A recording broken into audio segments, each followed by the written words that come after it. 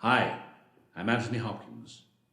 I've played many roles in my life in my long career, but now I'm playing the role of a lifetime, myself. And this came about through Tony Robbins, the most dynamic human being I've ever met. He changed my life, as he can change yours. Doesn't matter what you are, who you are, or what you have. This man can change your life as he's changed mine. By the way, I am not being paid a penny for this. I'm doing this as a gift to give back to Antony Robbins, because he gave me so much. And he can and will do the same for you. That I promise. So stay with me and believe me. This will change your destiny. This is a story of a very nice couple. Two people who cared for each other deeply. The problem was they were making each other miserable, and they didn't know why. Sound familiar? The fact is that often nice people in nice relationships are doing terrible things to each other. Watching this film can mean the difference between life and death for your relationship. Millions of people separate and divorce each year with great suffering to themselves and their children, when actually the relationship could be turned around in 1 hour. In this film, you will learn how to block the patterns of misunderstanding and estrangement and recover the possibility of truly loving each other. We begin our story at an Antony Robbins conference for 4,000 participants. People are standing up and sharing some of the fears that hold them back. Paul stands up. You're afraid? Yes, What are you afraid of? a lot of things. Okay, what are you most afraid of? That if I leave my wife, I'll lose my identity and my self-worth, and I'll lose her love and love for myself. You probably will. In fact, it'll be worse than that. What do you mean? You'll lose the identity that you have right now, that you've built nominally for whatever you think you are, but you'll fire off all your fears that you failed. You will, do you have kids? Yes. Yes.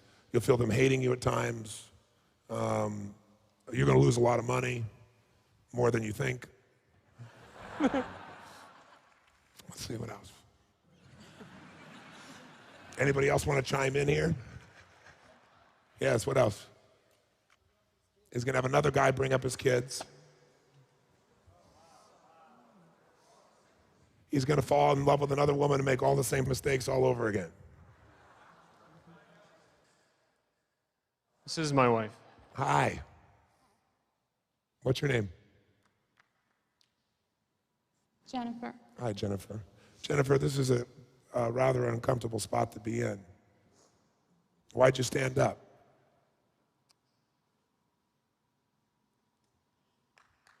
Give her a hand, first of all. Hi, great.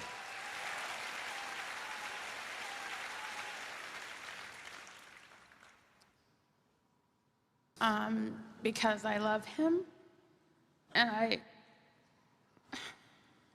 don't know, but I was one of those people that said I wanted to go home this morning. I bet. I wouldn't blame you, honey. Why'd you want to leave this morning? Food was that bad last night? Because I wanted to go home and get love from my kids. Which, by the way, this is what most women do, by the way, is most women even marry a man that is a good man, but they're not passionately in love with, because they know they'll get that real love from their children, they believe. How many women know a woman who's done this? Let me see your hands. But the problem is then you burden those children, and eventually they do grow up, and there is a stage when you don't feel their love either. I just feel that my love from my kids is unconditional. I know. How old are your kids? 5 and 4. Wait a little bit. Is your love for this man unconditional? Yes. Is that your experience, sir? I've had a lot of struggles with physical attraction. I think she's got the most amazing eyes and smile I've ever seen in my life. And I tried to tell myself that physically that was all that I needed, and it wasn't. Tony has asked Paul whether Jen's love for him is unconditional. Instead of answering the question, Paul puts the blame on himself for not being attracted to her. This is reason to suspect that there is a tacit rule in this couple that her love cannot be questioned. And so, do you love this woman? I love her deeply, yes. How deeply? You really need to be honest right now, to be fair to her and you and everybody else in this room. So I'm going to ask you to not give me the answer that just shows up right away. I want you to really feel in your soul what's real. I do believe you love her, by the way, but I just want you to really, really answer honestly. Is that fair? Yes. I don't feel that she was the person I was meant to be with for the rest of my life. And how many years have you guys been married? 9. 9. And so now you've discussed leaving? Yes. How long has that discussion going on? 2 years now. And you want to leave? I want to be free of the pain on both sides, because there's pain in leaving, and there's pain in staying. I see. So you've just stayed where you are? That's where I've been, and I'm sick. I'm fed up with feeling this way. It's unfair to her. It's unfair to me. I see. So you basically believe you know what's right, but have not had the guts to do something. You got it. On the one hand, Paul feels the need to leave the relationship. On the other hand, he still wants his wife's love and respect. There is something strange about this reasoning. Tony knows there must be something else. Is it just her physical appearance? No. Okay. Because I want to get that out, because every woman in this room has stopped breathing. And any man with a heart has done the same. Because this dynamic of, how many of you in your first impression of this man, is it Paul? Yes. Yeah, Paul. How many of your first impression of Paul was a man with a big heart? Let me see your hands if that was your first impression of him. How many of you, when he talked about loving his wife, but having this thing about the visual, tightened? Now, your first impressions are usually accurate when you're not from a judgmental place, when you're in your heart, and you didn't have a judgment to start with. So my bet is your first judgment was accurate. The second one tightens all of us, because we all are afraid of not being enough, and so we all put ourselves in her. If we have a heart, and if you care, we all put ourselves in her shoes, whether we're a male or a female, and go, we've all felt unwanted over something that seemed unfair with somebody else we loved.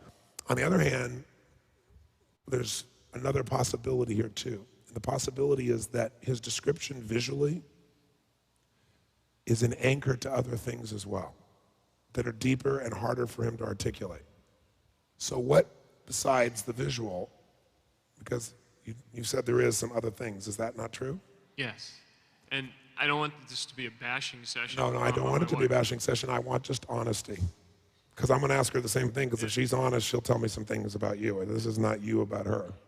Okay. Okay. All right. Maybe to make it fair, tell me the things you do love about this woman that you think are immeasurably beautiful. And don't use fluff, and don't bullshit her or us. Okay. I think that the fact that she keeps loving, regardless, shows how much of a quality person she is. I was attracted to how quality she was. I've never seen anyone love and support more people that she loves. She overdoes. Why does it overdoes? I mean, she tries to sacrifice what's important to her just so someone else can experience something good. So I guess her generosity. Okay. It is still difficult to understand why Paul wants to leave someone he would praise this highly. What is he leaving out?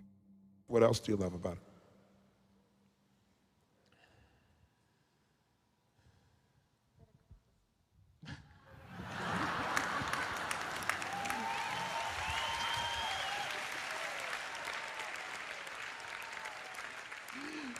Her sense of humor. Thank God she's there to cue your ass. And Jennifer, can we just acknowledge it? What a courageous and beautiful woman you are. Tony honors Jen for using humor to break up the miserable emotional pattern Paul and she were in. Her ability to shift the tone of the conversation is probably one of the things that has kept them together.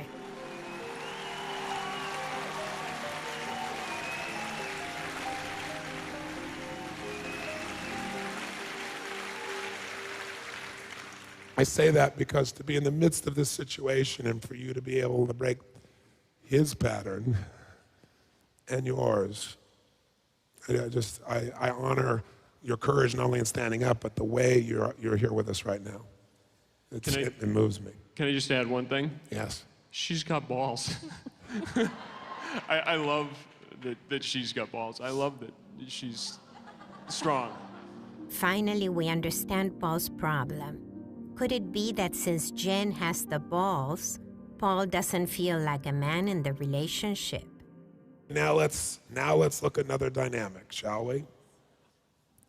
Jennifer has a very strong feminine part of her, but because she's been so hurt, the masculine part of her has become dominant. Which, by the way, he's helped because he's been such a pussy. I'm not coming up on stage to do that. So forget it. In a previous intervention, Tony had asked a woman to find her femininity by dancing on stage. Jen doesn't want to do that. My sister's here.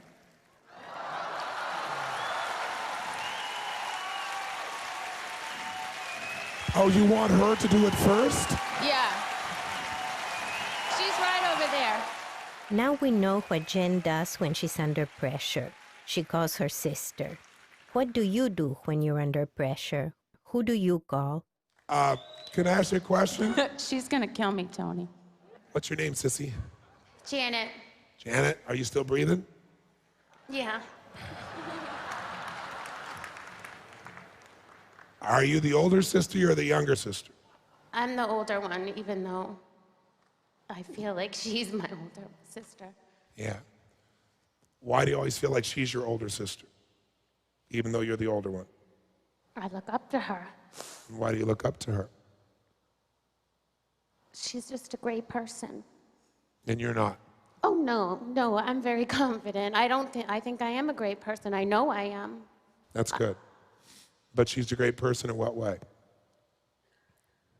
In She's every strong. way. She's very strong. And I feel bad for her right now. I bet you do. I have such a great marriage, and I love my husband so much, and I almost feel guilty that everything's so great. I want it to be great for her, too. So do you mute your own relationship when you talk to her? Sometimes. Yeah. So that means you guys don't have to have the same level of intimacy even though you love each other because you're not being totally truthful. It's not that I'm not truthful, it's that I just don't share everything. Just so guys remember this, that's called not being truthful.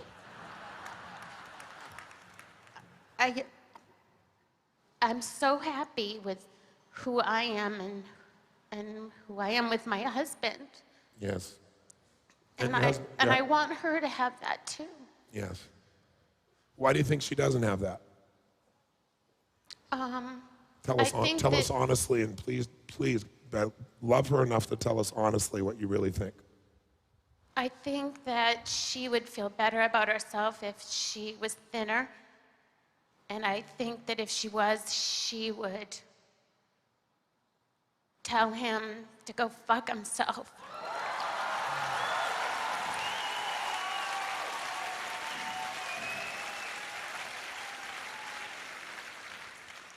But I also want to say that I love Paul, but when he's not nice to her, I want to smash him.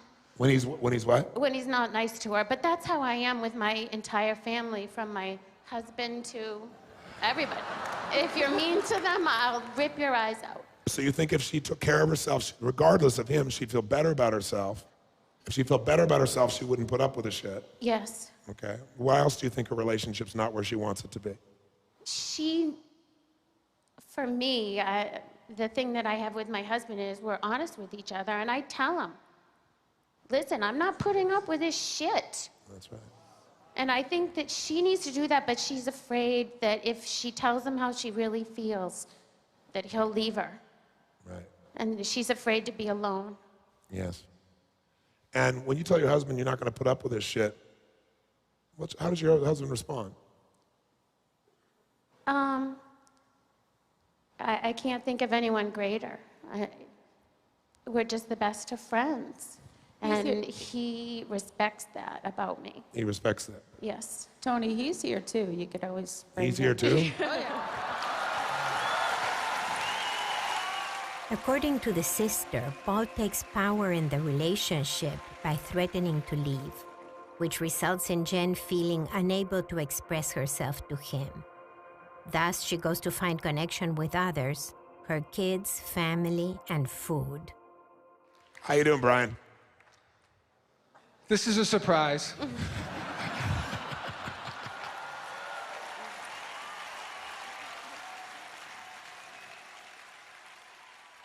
Now, what would you say? What you would say is the challenge for these two, because you know them too, I understand. Is that right? I do, and I love them both very That's much. good. Well, the two of you love them both. So, what would you say is the problem? I think they lack communication. In In what way? I think that they're caught up in their lives and their problems, and their focused. You feel what you focus on, so they're focused on the problems. They can never find the solution. Very nice. Give him a hand. Very nice.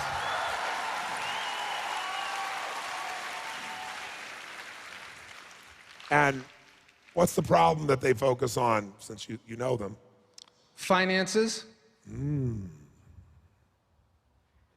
Time. Tell me about the finances. I don't know. I try not to know about them because I try to mind my own business. My wife, she says, mind your own business and keep your nose out of it. So regarding their finances, I don't know. You can ask them. Okay, but now that you've appeased your wife, tell me what you know. I believe that Paul doesn't feel significance and love because Jennifer gets help from her family. And when she gets help from her family, it makes Paul feel less significant, less of a man. You mean financial help from the family? Right. So she gets help financially from her family, and he feels displaced in that area. By the way, look at his head right now as it's going. You know, no one's looking at him, and his head's going like this. So you hit the spot on in there. Okay, continue. I also think that Jennifer has such great love for her children, her sister, and her family that Paul feels 5th, 6th, or 7th place.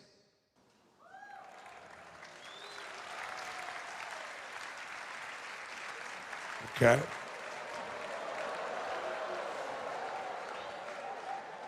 Now Paul is, instead of nodding his head, he's starting to cry. So what appeared to be the problem is not the problem, at least from one person's perception. It's so easy to generalize, isn't it, my friends? But then you never get to what's really going on. Whenever people stand up and they tell me what the problem is, I immediately go, okay, let's figure out what the real problem is. Because the presenting problem is almost never the problem. Those are very insightful. Any feedback from her side, or the point of view of what you see on her side? Be careful, Brian.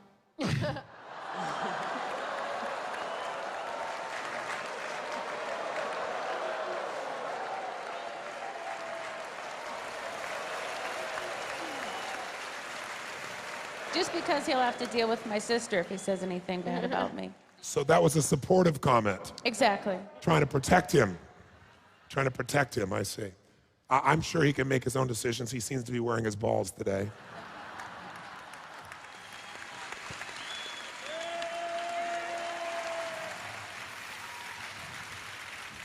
And from her point of view, from what you see, if you were looking at her point of view from the outside, you're not in her, obviously. Paul buries himself in his work because why go home when your wife loves everybody more than you, or at least that's the perception. I know she loves her husband very much, but the perception through actions is that my mother... I want you to watch right now what's happening with these two. Don't, as you listen to him, you can watch these two, and boy, are you getting some body language here. He's holding back, trying not to cry, and her arms are about as tight as she can be, and she's doing his bounce. She's riding a horse. She warned him about his sister, but I don't know if that's what she was really doing. Okay, continue, please. This is very fascinating. Another observation that I have is that before they had children, Jennifer worked and Paul worked. And when they had their children, a decision was made that Jennifer was going to be full-time mom. And when you have one child and then very immediately after another child, chaos breaks through if you're not financially, emotionally prepared for all that. So the decision was made for Jennifer to be full-time mom, and Paul has some strong feelings about her being full-time mom, in my opinion. What do you think those are? That she can be a great mom, a loving wife, and can contribute to the support financially of our household. Why do you think that's important to him? So the burden is not all on his shoulders. That's it. Anything else you can give us as an insight? It's been extraordinary, so you don't have to have anything else. It's extraordinarily valuable. This is what happens when you ask different people for their opinion. You get a totally different point of view. Where Jen's sister had seen Paul as powerful because he threatened to leave, Brian sees Jen as powerful because of her family and her money. Let me just come back to Sissy. Anything you'd like to add or subtract or disagree with him on, from your perceptions? No. What do you agree with him on? I mean, now that your nose is in it. I definitely agree with everything that he said. Everything he said? Yes. Okay, so you agree that finances are a big focus for them? I would say it's such a focus, they just can't get out of their way with it. And I think that if they just would focus on how they can get themselves out of it instead of feeling it so much every day, think of solutions and remember why they're together in the first place. I feel that if you're married, you fight to keep that. There's a reason, whether or not you think that she's your soulmate or not, God brought you to her. And you're lucky to have her.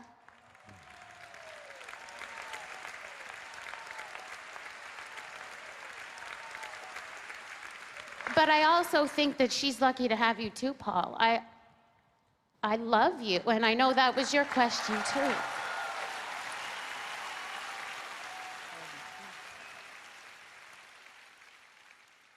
When you look at the two of them, and they're so caught up in the finances, that's not all they're caught up in anymore, though, is it? No, I think that men are physical, and I think that's one of the things that maybe Paul is caught up in, but I think that a woman's beauty is inside.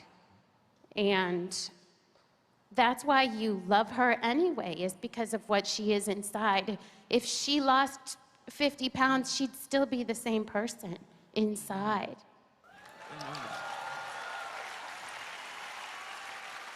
Can I ask you a question? Why aren't you the same size as your sister? Because I was heavy as a child, and it was so much pain for me that I made a decision that I will never be heavy. You get that certainty in her body, by the way? And how does your sister use food? I think as like a connection and a love. Mm-hmm. I love food. Yes. But there's a place that I get to where if I gain like a couple of pounds, that's it. Period. Yeah. And why does she let hers continue? I can't answer for her. I don't know. What do you think? Maybe a protection thing, or maybe it's her connection, that's her way of getting love. It's always there, it's certain, and it gives her that immediate comfort. If you were going to give them advice right now, what would you tell them to do after all this discussion? To don't give up. You have two beautiful children and you really love each other. When a couple is in conflict, they typically feel uncertain and insignificant in relation to each other. So they seek to meet these needs outside of the marriage, with the consequence that the relationship is weakened. Jen tries to derive certainty from her family and children, and Paul derives significance from the threat of leaving the marriage. These resources are weapons that they use against each other.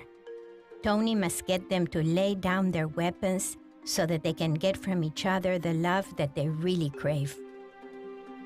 So, did you guys talk during the break? I'm just curious. Yes. Yes. Until he went to pee. Okay, good.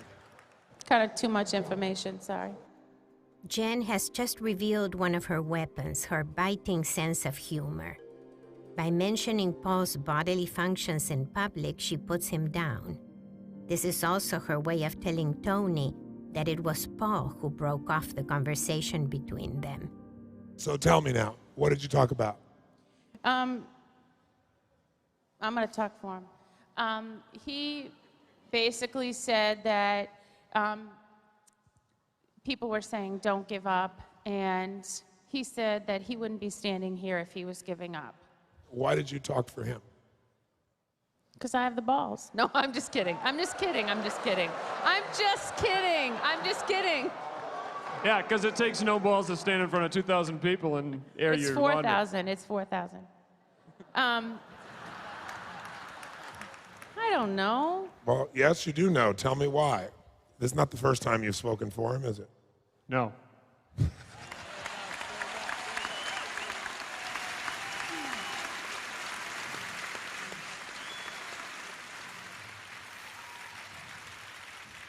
By the way, look at him. He strapped his balls back on for a few minutes there.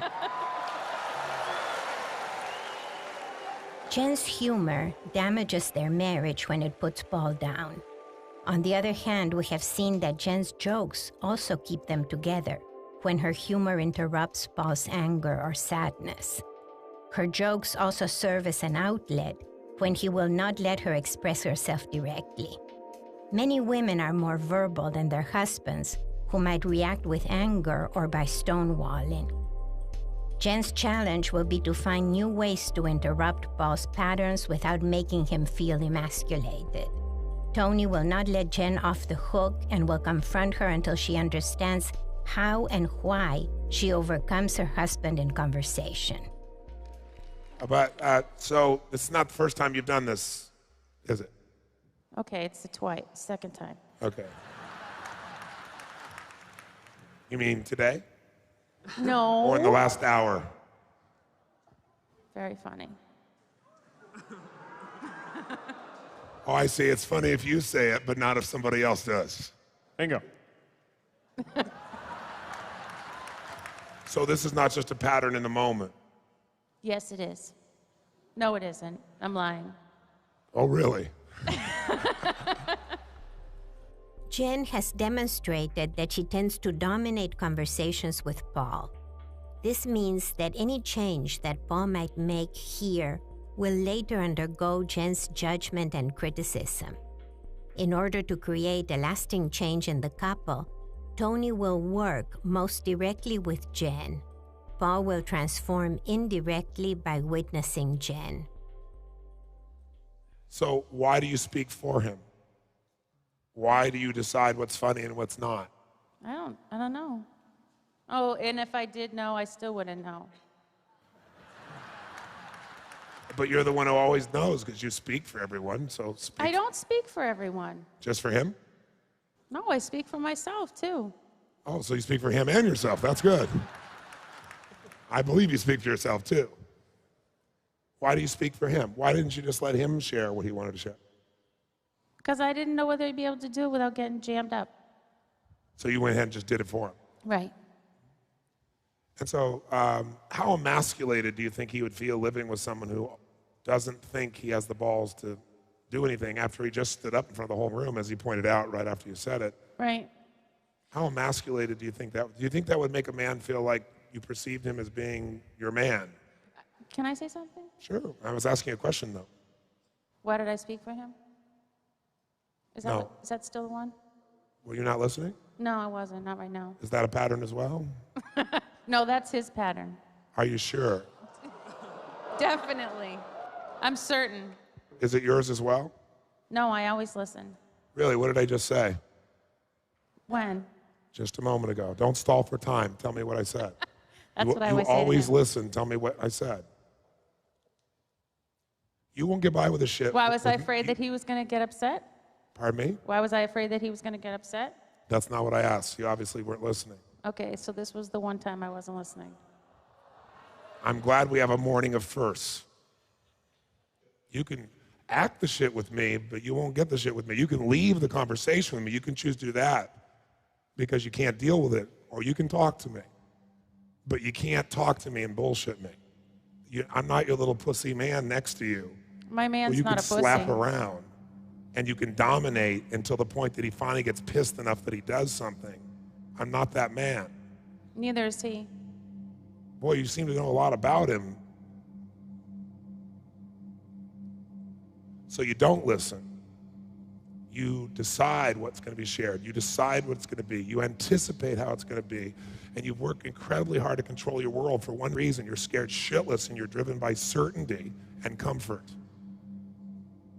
And so you go to where the comfort is available. It's why you go to your sister. It's why you go to your children.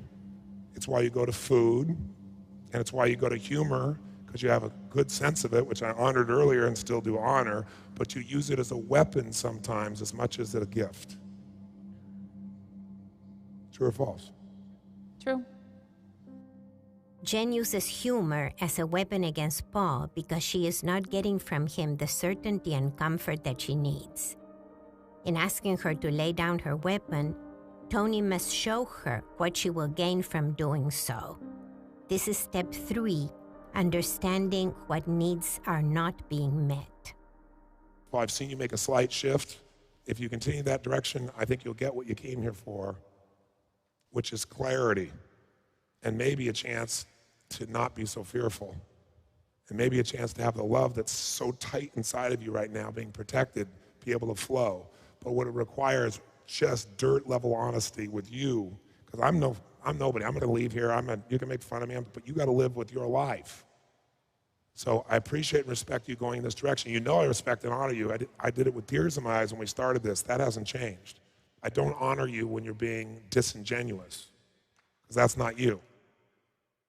But what he gave you was you felt certain he was a man who would love you and that you could love. Is that fair to say when you got married? Yes. Okay. That had a lot to do with comfort. True or false? True.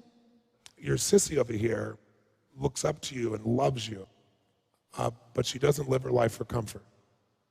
She's got standards, doesn't she? And there's a must in her life. Must for herself, must for a relationship. Honesty's a must. That isn't comfortable shit. And she's not perfect. I'm not, you're not, nobody is. But she's got high standards in those areas. And because she has high standards, she has high rewards. We are all driven by the need to fulfill 6 basic human needs. These are not just desires or wants, but profound needs which serve as the basis of every choice we make. The first need is for certainty that we can be comfortable, a secure environment, consistency in our relationships.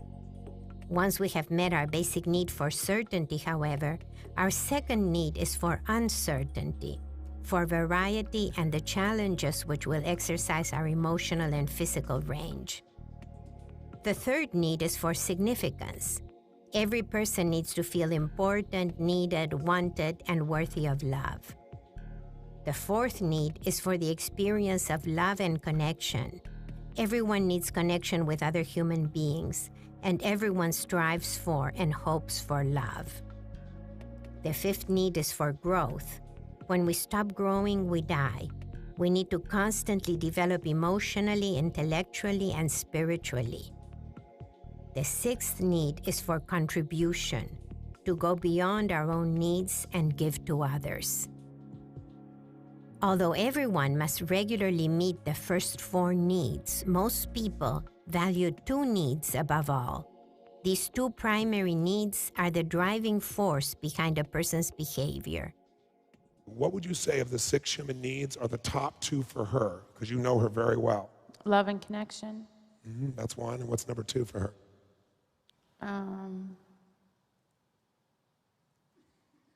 Security, probably. Certainty. Certainty. Right. Okay. And do you agree with that? Yeah, she does. And what do you think have been the top 2 for you if you were brutally honest with yourself? Probably the same. Love and connection and certainty. In that order? No, certainty first. That's correct. That little shift, does that sound like a little shift? That's a shift of a different world. One is a world where love flows, and the way she gets her certainty is the next thing. She has different rules for certainty than you do. What would you say would be different? For her to have certainty, what does she got to do? For you to have certainty and comfort, what do you got to do? For me to have certainty, I need to know that I'm loved. Yes. How else? What else has to happen for you to feel certainty? So you can be comfortable. That I am secure. Okay, how else do you go? What do you mean by secure? You mean financially secure? Yeah, Okay. Which currently you're not. absolutely not. So you're living a life where the most important thing to you in life is not being met and you have uncertainty about it. Correct. When you're uncertain, how much love flows out of you? Tell me the truth. Not a lot. When she's uncertain, love still flows out of her because it's first. Do you agree with that or disagree? I agree. That's the difference in her relationship and yours. Now, there are other factors, don't get me wrong. That's the number one, and nothing is more important than that factor. Than me being certain? In your life currently, in your current model of the world, the answer is yes. Nothing is more important. The closest thing is love, and they're really close, so it's hard to say that, Yeah. right? Because you really want love, but you don't let it be unless you have certainty. Like, I feel like they're equal. Like, certainty and love are like, it's hard to choose which one I would put first. I know, but if you had to look operationally, even though you want love more, you don't allow yourself to feel it unless there's certainty. You don't allow it to flow unless there's certainty. When you're uncertain, everything in your world disappears. When certainty is valued over all else, it is difficult to focus on other needs that lead to fulfillment, such as love, growth, and contribution. Robbins points out that when Jen cannot feel certain, everything else disappears, including her other needs. If Jen decides to value love over certainty, she will be more capable of keeping her connection with Paul as they work on their financial situation. I've not felt certain about his love for me in our relationship, and so that's been what I've been trying to get. I understand.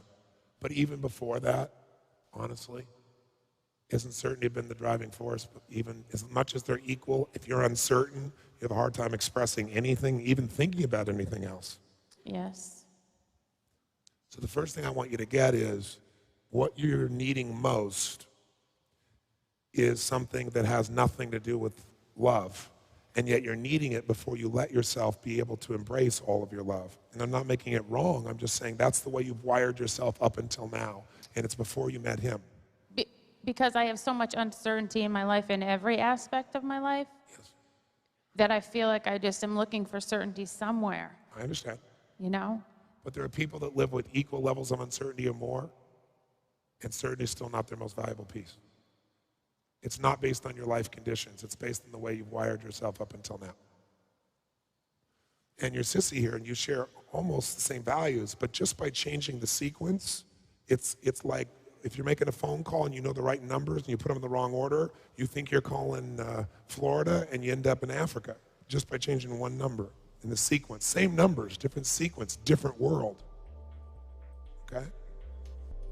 In order to get a well-rounded picture of Jen's life, Tony will ask her to assess how she meets all of her 6 needs.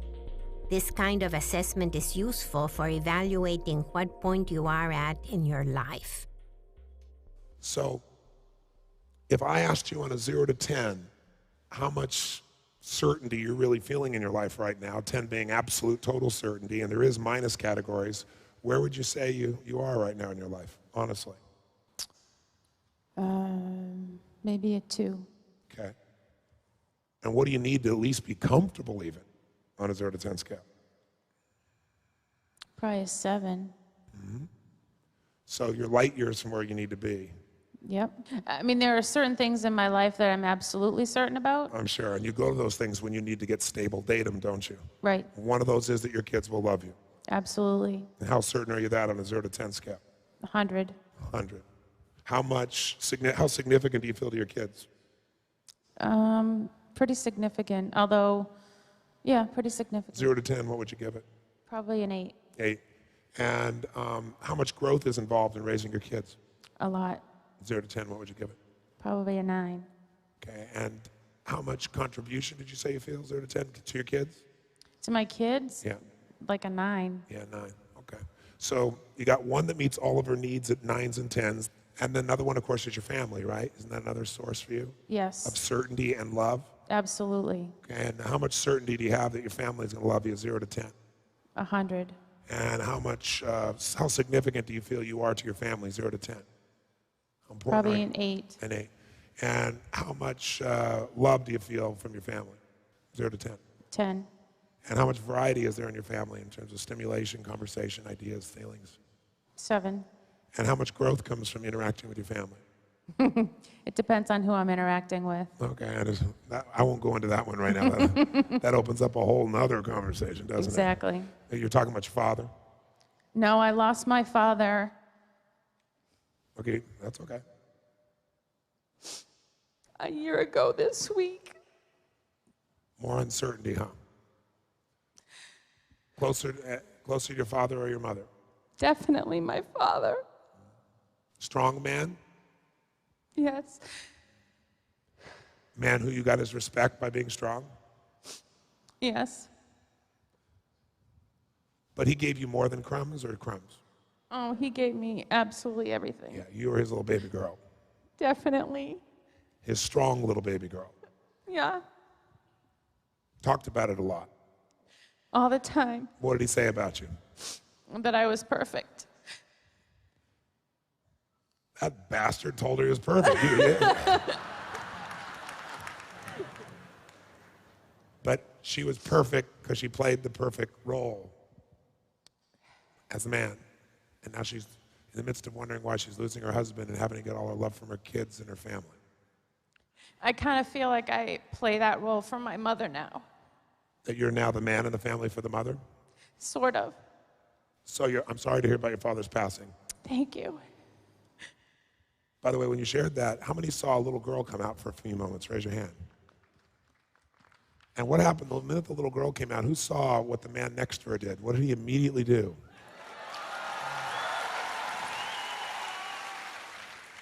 If you watched his face, he didn't do it because he's supposed to. How many saw that? He did it because he felt her needing him. And he reached over and grabbed her and pulled her close. Now that Jen has laid down her weapons and showed honesty, openness, and vulnerability about her needs, Paul naturally comes to help her.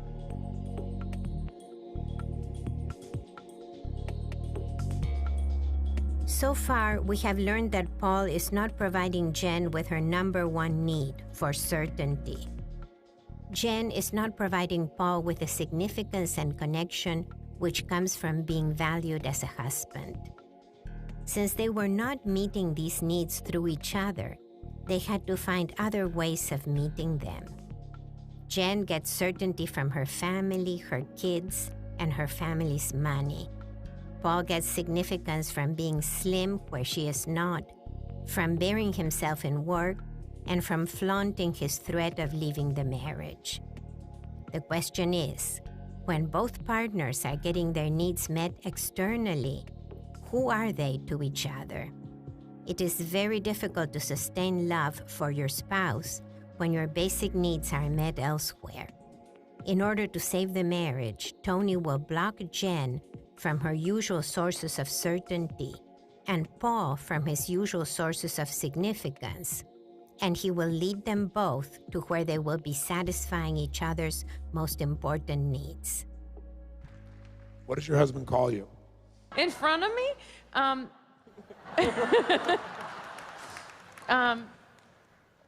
Hun? Hun? Yep. Does he have any nicknames based on your first name he ever uses, or is it always Hun? Or does he call you your first name ever? How does he call He you? calls me Jen. So he calls you Jen. Yep. When he calls you Jen, how do you feel? Good. Which one do you like better, Jen or Hun? Which one is more endearing to you? Hun. Hun. He called me, every once in a while he'll call me sweetie, which is what my dad used to call me.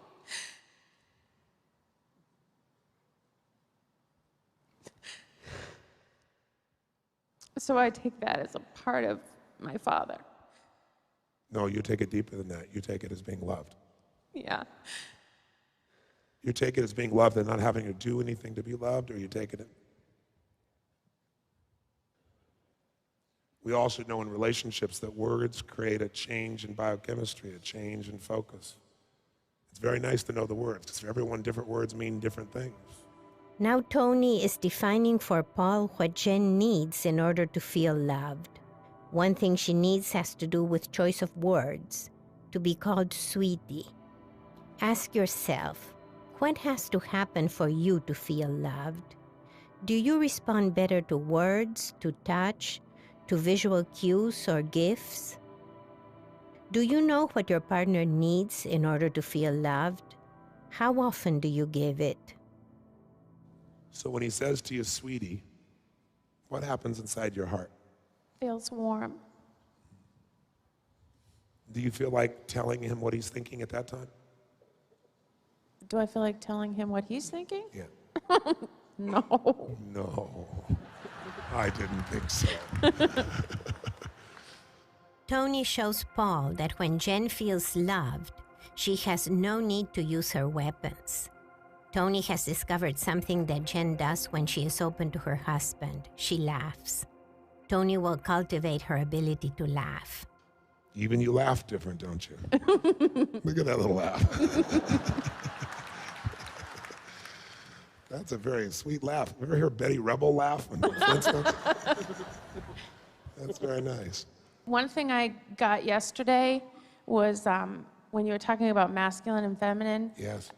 I think my family perceives me that way as well, Yes. because it's always like if there's something heavy to lift or some, it's like, oh, don't have Janet do it, have Jennifer do it, like, and I feel like well, look at her. I mean,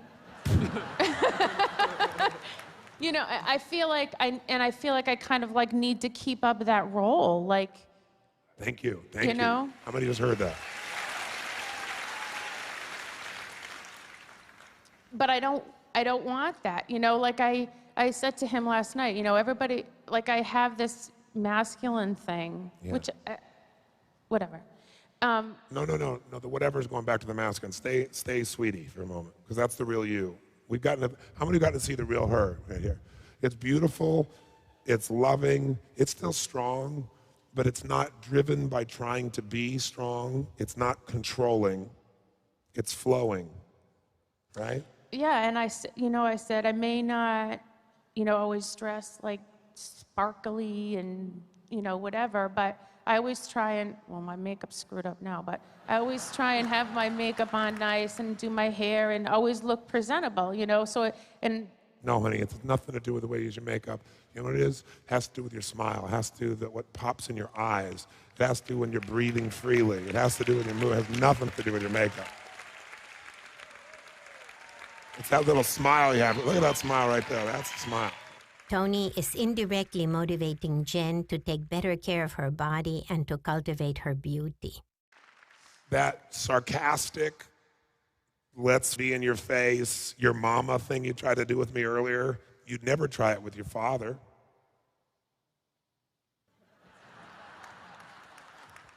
I did. You? Well, yeah, I did. Did you? Did it work? When I was 16, I told them to fuck off, but I turned around and ran out of the house, so I don't really know. That was a good move.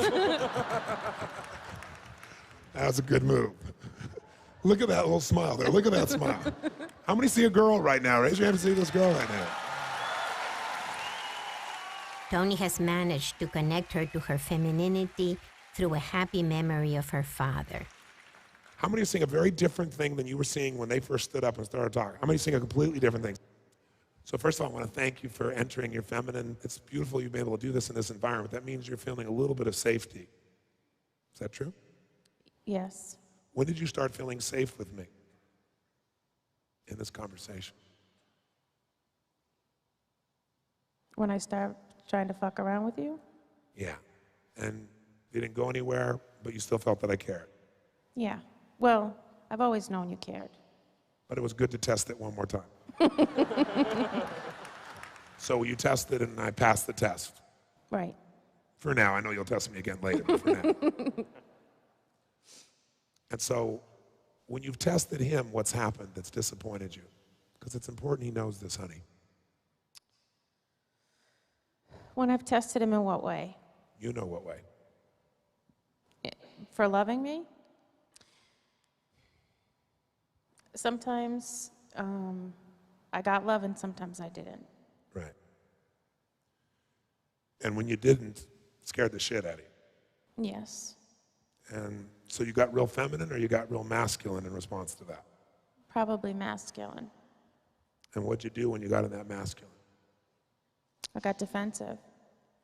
And which you have every right to be. I'm not making that wrong. But let's just see what that does so we know, okay? And then when you got defensive, what'd you do in that state? Pulled away. Yeah. And then when you pulled away, what happened? I didn't get love. I'm sorry? I didn't get love. But what else happened? What happened on the other side? He pulled away too. Even more so. Go ahead. Well, there have been times when he's been pulling away and I've continued to give him love even though he has pulled away. Yes, I believe that's true. I believe that's totally true. In fact, that's one of the reasons he's still with you. Right. Because he knows there are times that in his mind he didn't deserve love and you still gave it to him. Right. His head's moving up and down, by the way, right now. And that's what a mom does. Right. She gives love even when the kid doesn't deserve it. Right. Well, he had actually four of them because he has a mother and 3 sisters. He didn't have a father growing up. Okay. Now I understand a lot more. And so every man does want a mom every now and then, but he doesn't want to live with her reprimanding him all day. Right. He wants an unconditional love that most men have never felt from anybody but their mother. The interesting thing is women will give to their children unconditionally, but rarely to their man because they believe their kids will always be there, but their man won't. If they love the man, they love the way they love their children, they'd have the same ongoing unconditional love, but few women ever consider that. Because if you do that, you're going to get hurt probably. They forget that their children are going to hurt them as well. I mean, at some stage of life when they feel the weakest, not this stage, but when they're older and they feel have nothing to live for but their children, they may not be there for them. And then they feel life has cheated them completely when really they cheated themselves by realizing that the only time you have pain, I told you yesterday, is when you withhold your gift. When you gave love to him, even though he wasn't giving it, you were being who you were made to be. Not a mom, a spirit, a soul, the beauty that you are, a sweetie. Because that little sweetie just gave love no matter what, right? Right. She didn't give love because she had a game plan for how much am I getting back with a scorecard. And she didn't give love to say, well, gosh, I love that person, and are they going to come back to me now and do it? She just gave love because it's who she was, because she just radiated it. Right. That's, by the way, what's kept him. In fact, I think that's the part that f***s up his head. Because what he also remembers at the times is when you pulled away and taken away love, and that's what scares the shit out of him.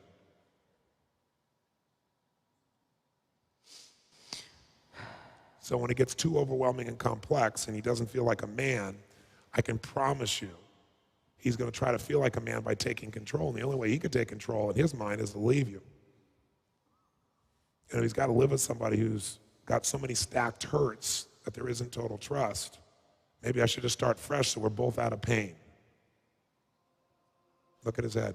Everybody see that? Once Jen really feels her experience of lack of love, Tony builds a bridge between her loss of love and Paul's loss of love so that she understands his needs. Now he will explain how Paul feels when he loses love. He just wants to get back to a place where there's love. He doesn't want to hurt you. He doesn't want to be hurt. And he's thinking he doesn't believe he can succeed in making you happy anymore. I see both your heads nodding. And for all women in this room, if you want to know what a man lives for instead of what you think he lives for, it isn't sex, although he certainly lives for that too. What he lives for is to make his woman happy.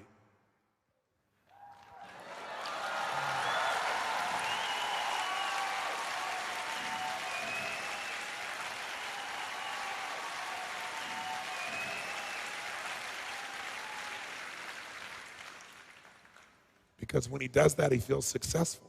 Tony is showing Jen that being happy would be a great source of certainty and significance. If he takes you to a movie, you love the movie. He goes, I brought her to that movie. He gets to get credit inside. I did good. Men will do anything to do good for their woman, but when they feel they can't succeed in making them happy, they will leave. If they don't leave physically, they'll leave for their work, or they have an affair. Tony is showing Jen that Paul threatens to leave the marriage because she doesn't appreciate his love. Now we understand why, when Paul first stood up, he said he both wanted to leave her, yet was afraid of losing her love. The idea of not being loved and appreciated by her puts him in such despair that he can't tolerate staying in the relationship.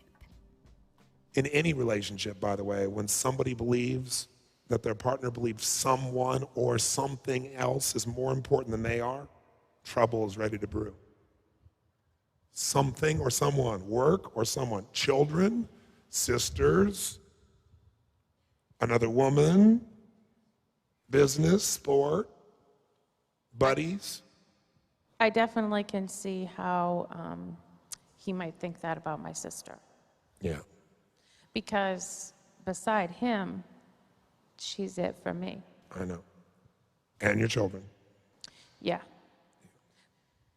Go ahead. What were you going to say? No, I can see how he would feel that way.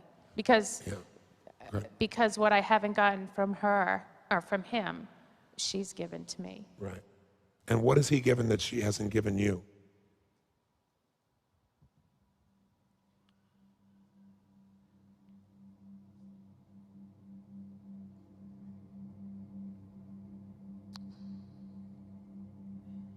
Well, he's been here for me. I believe that he loves me in his soul. She loves you in her soul, too. Oh, I know. I definitely know that. And she's been there for you. What has he given you that she hasn't? What can he give you that she can never give you? Love and connection, certainty. No.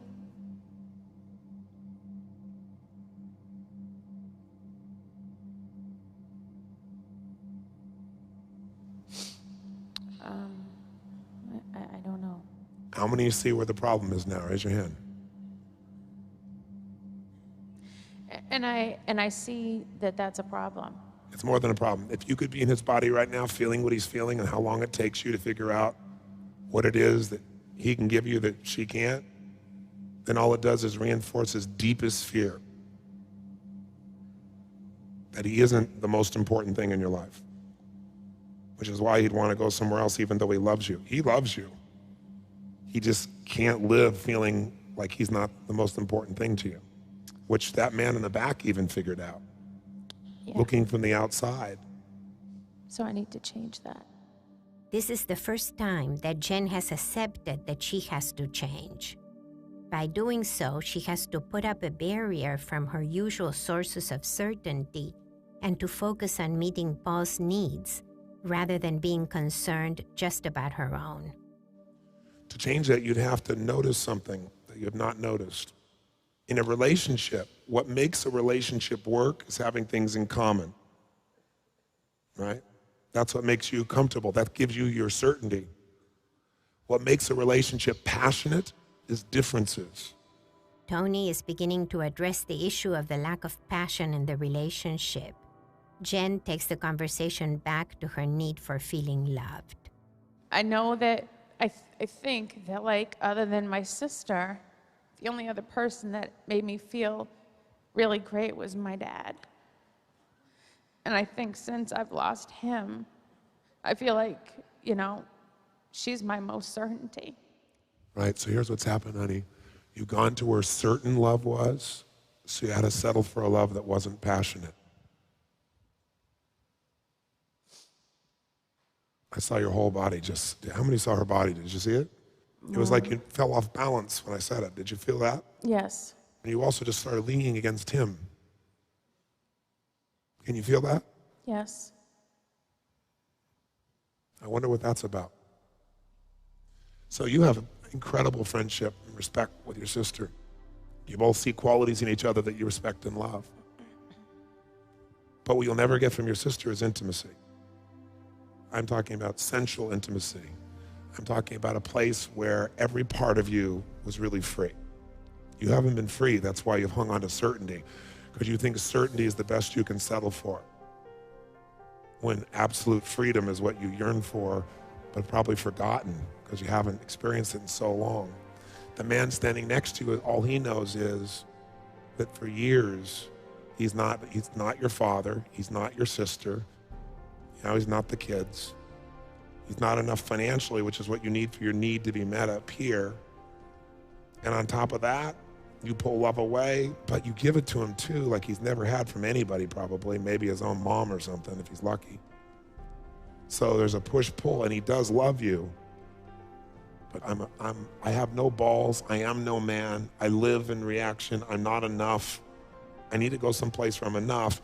And plus, look at her. She's gotten fatter and fatter, and I'm visually stimulated, and I'm a man, and he will be stimulated anyway, because he doesn't feel enough with you. He doesn't feel important enough with you. I'm only telling you one side, because I know the same is true with you in a different way. You don't feel like you're enough because of things that he's done. I know this is not a one-sided piece. I want you to know that. I'm starting with you because he has the illusion, and you've had the illusion that he has power in this situation. Right. And I want you to know it's not true. You've always had the power because he's given it to you. And what he's attempting to do is take some of it back. And that's scary because you think that some of it back means losing certainty, and it does. In our culture, when one of the spouses has excessive power over the other, the marriage is not sustainable. Because Jen derives so much power from her family, Paul sought to balance the power in the relationship with the threat of abandonment. How is your extended family involved in your relationships? Does this create a sense of inequality? If so, what happens in the relationship to counterbalance that? It means losing the thing you valued most. But if you could lose it and go into love first, you'd own this man's soul. If you could go back to loving him, he's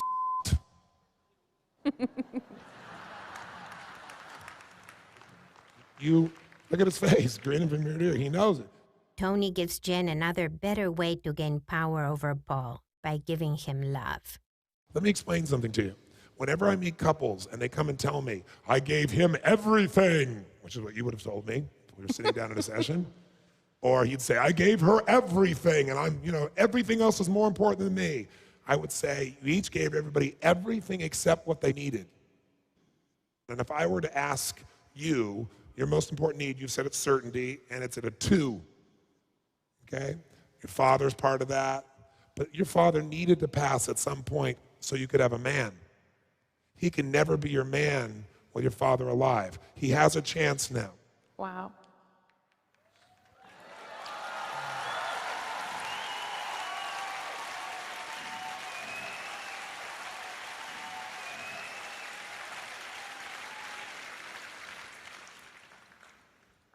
Wow. Oh, we went back into this thing again. I'm all over the place on this one. I never looked at it that way. he could actually, you could become his sweetie.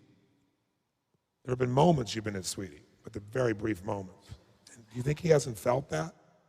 I'm certain he has. So how could he ever feel like a man when some other man has his wife? He can't. Well, he could. He could have broken through and said, that's your father and I'm your man, and let me show you. Let me show you the difference. But he was raised by women. Right. In captivity. So you know his family then?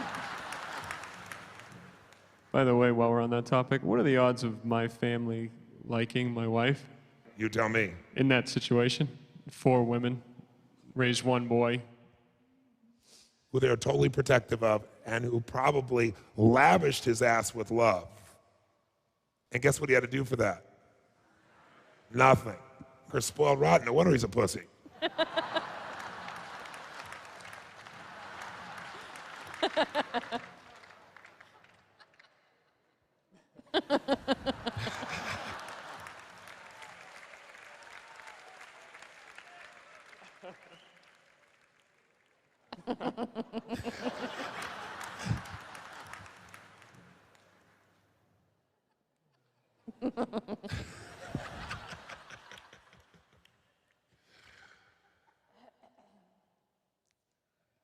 By the way, can I thank you for your unbelievable openness? See, she keeps going here and she opens back up again. I just imagine, that's fantastic. It's beautiful.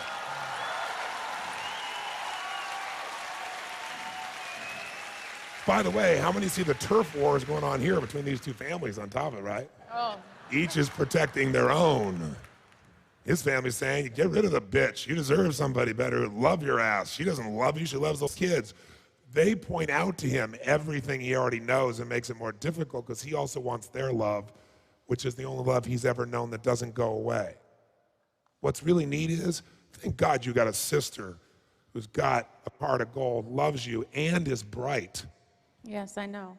She looks at him and says, I love you too. She's more than just protective. She really wants the best for both of you. She's an amazing woman. I know. His family is an amazing family, but they're more about taking care of their own. She wants what's great for everybody. Exactly. From a needs perspective, if I asked you, where was your level of certainty, 0 to 10 in your life? You said it's a 2. What is it right now? It's about a 7. He hasn't said he's going to stay. Okay, now it's back down to a 2. No. I like your humor. How come even though he hadn't said that, you're feeling a 7? Because this is the first time that we've actually gotten to the gut of what our issues are. Yeah. And so I feel more certain that now we know what the gut of the issues are, he's not going to want to leave. Oh, that's beautiful. Oh, that's beautiful. Now Tony will test Jen's understanding of how Paul's needs were or were not getting met. As you listen, ask yourself the level at which you have been meeting your partner's 6 human needs. Do you know what his would be of those areas? If I asked you, how much certainty do you think he had that he could really be your man and that you would love him passionately? Probably a 2. And how much variety do you think he was feeling in his relationship with you? If you were to get into his head, where would you put it 0 to 10? Probably a 2 as well. And how significant do you think he felt he was to you? I would say maybe like a 4. And then how much love do you think he was feeling coming from you? Probably a 6 or 7. Okay. How much growth do you think he was feeling with you? None. And when you don't grow, you... Die. And how much contribution do you think you felt he was giving you? None. And how would he feel like a man that way? He wouldn't. Can you see why I'd want to leave? Yes. It is clear that Jen now understands Paul's situation from his perspective. And when you went home and talked to your family about all this, what did they tell you? I didn't talk to them about the idea that I'd break up with my wife. But what have they said about your relationship? Oh, nothing good. Nothing good. Yeah, nothing good. And they thought that I could do better. And why would they think you could do better? Why would they think I could do better?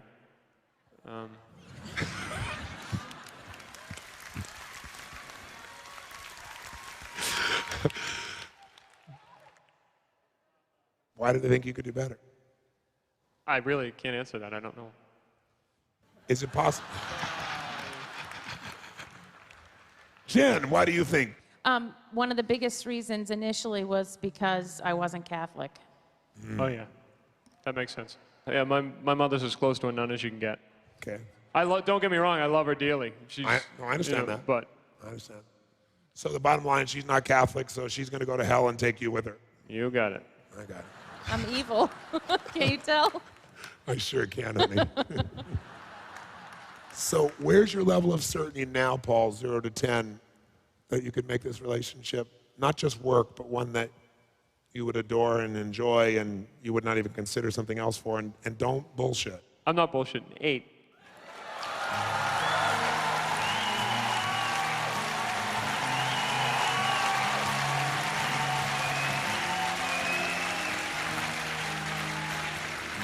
What could you do to help her value herself more? Just have faith in her. What else could you do? Love her. What else could you do? Show her rather than tell her what I feel. You don't do that a lot, do you? Not lately. Lately? This is a good moment. I'm glad you did that, because this is what's going to show up later after this little honeymoon's over. She's going to test you.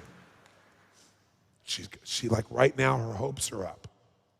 She's a little girl, her hopes are up, and then a part of her's going, okay, I get a feeling this thing's wrapping up.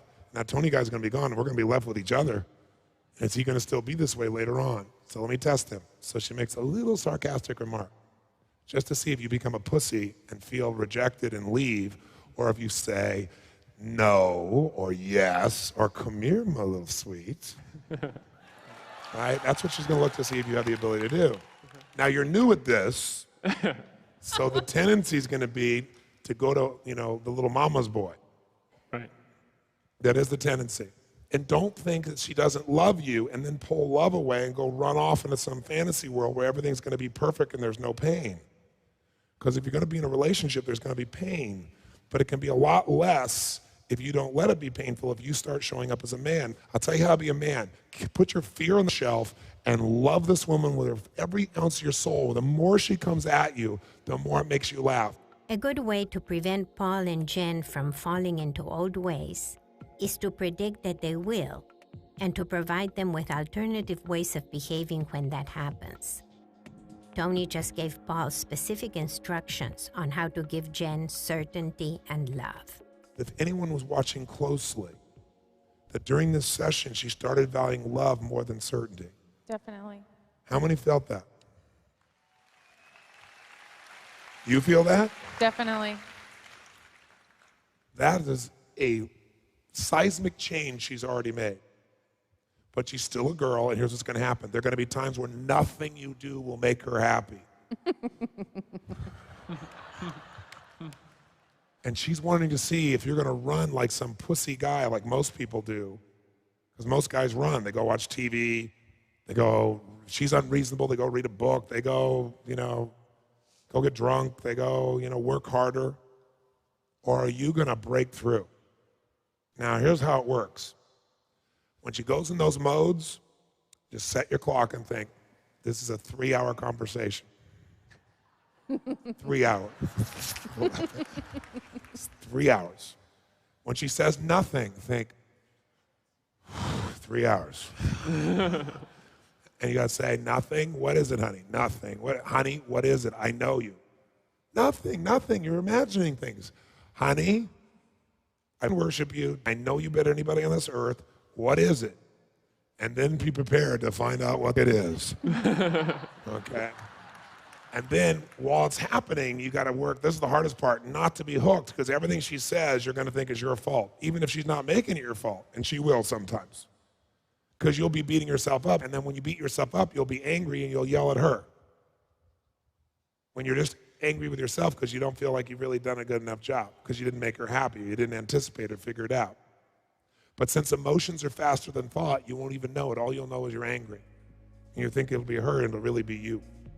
The final step in the intervention is a ritual of commitment, which is like a renewal of the marital vows. As you listen, think to yourself, what is the most important thing that you can commit to your partner? What does he or she want more than anything else? So now I want to know, what do you commit to this man? Oh boy. I commit to make you know that you're number one in my life.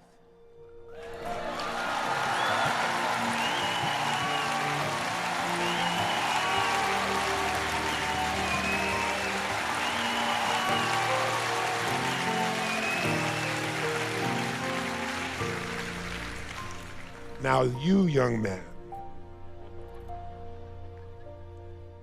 what do you commit to this woman? And before you commit, she thought about what you really need. She didn't just commit off the top of her head. She didn't commit by thinking about what she'd be willing to give. See, remember I said when people leave a relationship, I've never met a human on earth that ever left a relationship where their partner was meeting all their needs. And you both knew you were meeting each other's needs. All you gotta do is, my partner, how much certainty am I giving my partner that they're the most important thing? How much variety am I giving my partner? And how significant are they making them feel? How much love? We always, I love them completely, but we forget about the other needs. And is it the way they receive love? We tell them they love them, but they want to look into our eyes, or they want to be touched or held, or they want to be made love to. Their way of receiving love, not your way of expressing it. How much growth am I helping to stimulate my partner? How much am I contributing in their mind to them, not my mind? And if those numbers are in the range of 6, 5, 4, you guys are friends. And if they're 3, 2, 1, you're roommates or on your way out. And if it's 8, 9, and 10, you guys have a legendary relationship and it's growing like crazy. And if all you did was check in regularly, instead of just checking with what you're not getting, what is it that she needs? And don't say it because it's smart. Say it from your heart because she'll know. Oh, I know what I'm going to do. I promise you a strength and a love that you have never seen before. That's good. Now we can celebrate.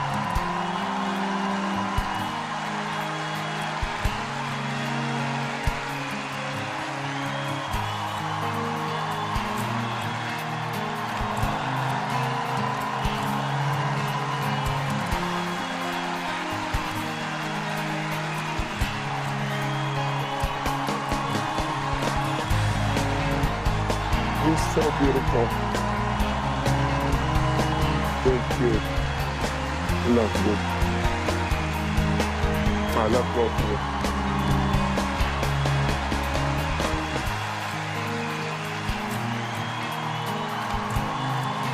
I see the man in you. It's a heart-filled man, and it's a strong man. You need to separate from your mother and family, not separate, but you have to let them die so that she can become your one and only. Just like she's now you're gonna be her man. And you gotta promise to never threaten again. Or don't commit, but don't do the in-between, because she won't be able to survive that, neither will you.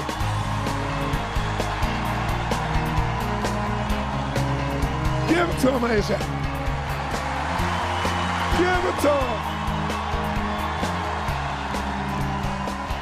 In the midst of a powerful embrace, Tony completes the intervention by blocking once and for all Paul's threat of abandonment.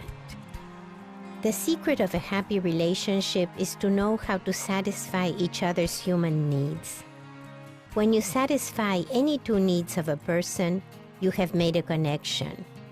When you satisfy 4 of their needs, you have created a bond. If you satisfy all 6 of their needs, the person will never want to leave you. As we end this film, ask yourself, are you meeting your partner's human needs?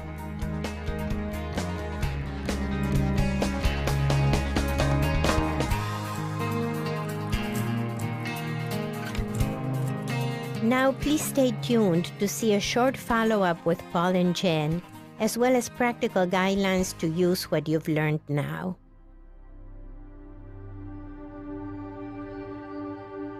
decisions that we've made, and certainly I can speak for myself, I'm just so filled with happiness since I've left the Bahamas, you know, and just the ability to experience the love that was always there.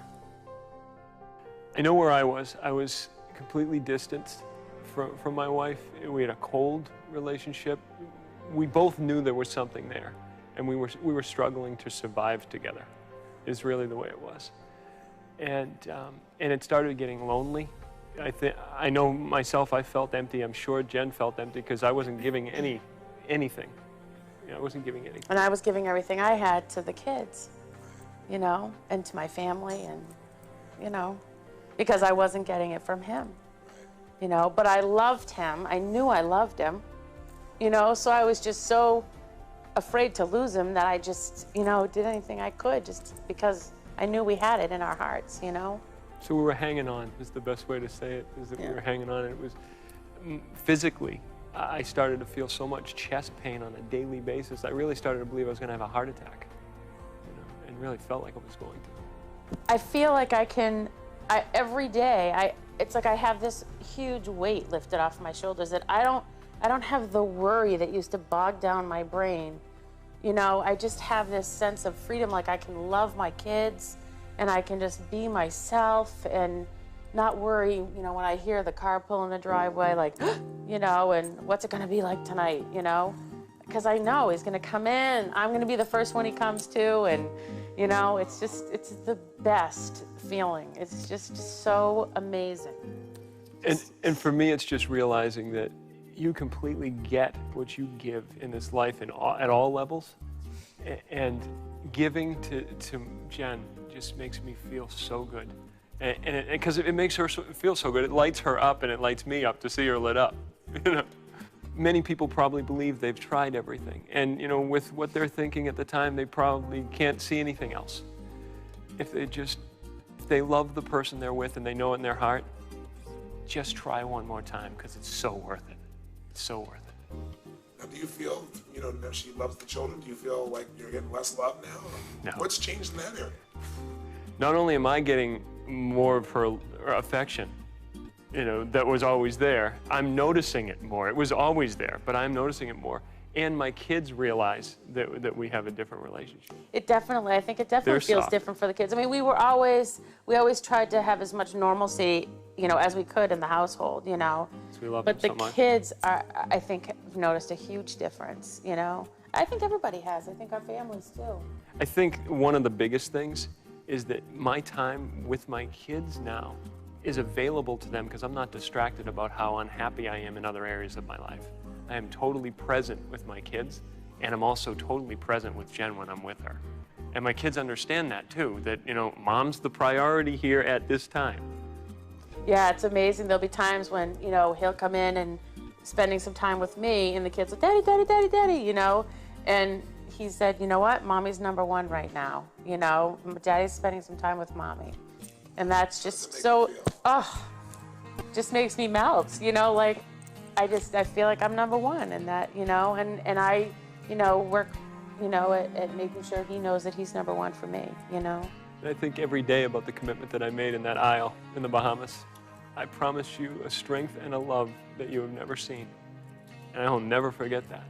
And I even told her today, I said, I love you so much today, and you will never lose this love. So don't worry, ever. How does that make you feel, honey? Unbelievable. Yeah. You know, it's like I'm crying because I just can't even, like, it's like I can't even believe it. This is something you don't want to let go. Yeah. No, you don't want to let it go. Here are some ways to apply what you've learned to your relationship now. What are your top 2 needs? Certainty, variety, significance, connection, love, growth, or contribution? Second, how do you meet your top needs? Do you satisfy them more at work, at home, with friends, with relatives, or by yourself? What has to happen for you to feel that your top needs are met? How often does it have to happen, and with whom? Are you more responsive to words, to touch, to visual cues or gifts and gestures? What could your partner do to meet your needs better and more regularly? Have you told your partner? Take a moment to write it down. Pause the DVD if you'd like to take extra time. Third, ask yourself, at what level are you meeting your partner's 6 human needs? Write on a scale from 1 to 10. How certain is your partner that you love them? How much variety and surprise do they get from you? How significant do they feel that they are number 1 in your life? How much love and connection do they get from you on a daily basis?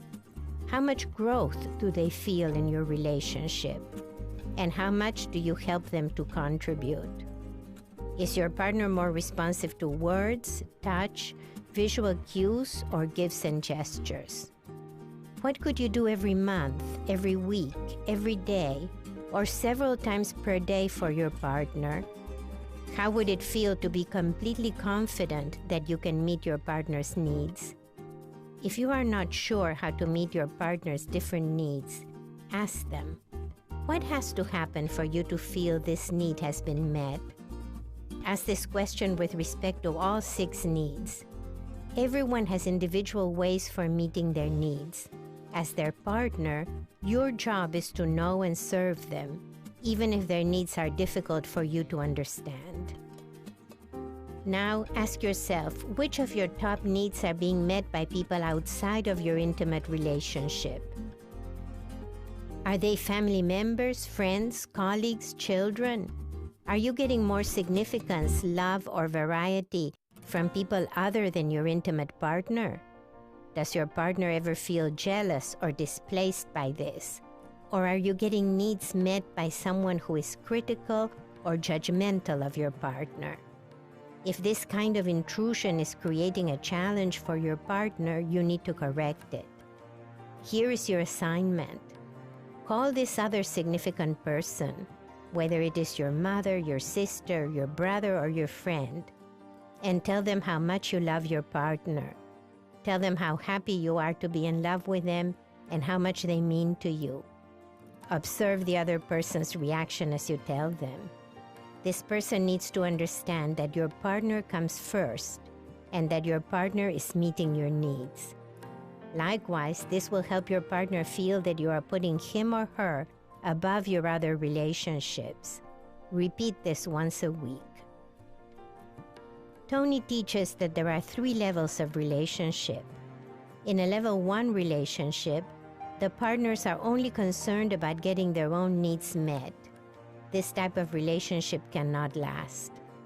At level 2, the partners barter for needs. I'll give you what you want if you give me what I want.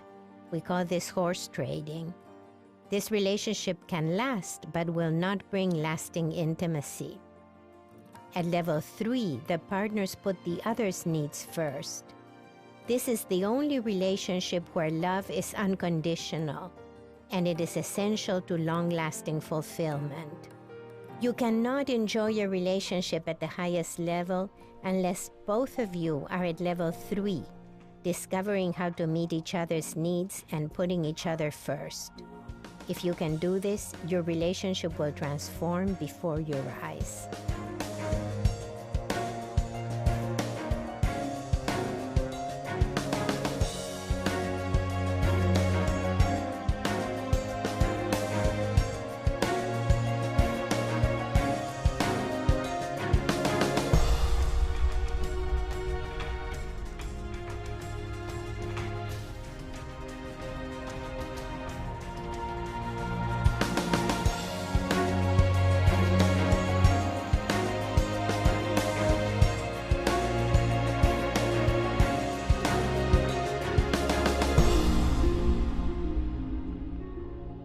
Now that you have seen the film, please go to www.actionworkbook.com to download your free 30-page workbook, which contains exercises for applying these strategies to your own life.